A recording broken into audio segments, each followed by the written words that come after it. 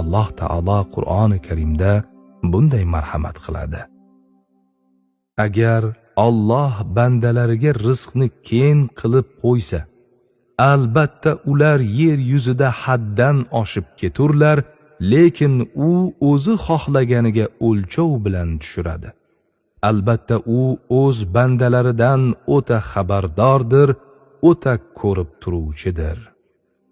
Shuning uchun falon narsani Allohdan so'radim, bermadi demang. Ehtimol o'sha narsani bersa siz ibodatga suskashlik qilarsiz.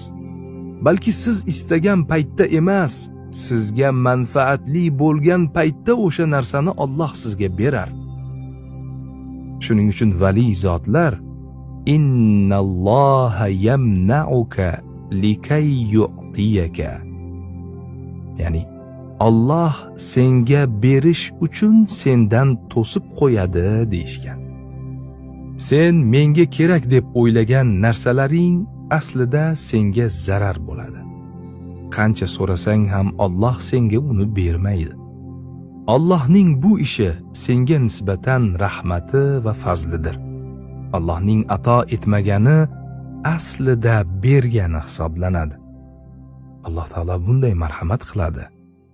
Agar ularni yomon ko'rsalaringiz, bilib qo'yingki, balkim sizlar yomon ko'rgan narsada Alloh sizlar uchun ko'pgina yaxshiliklar qilib qo'ygan bo'lishi mumkin.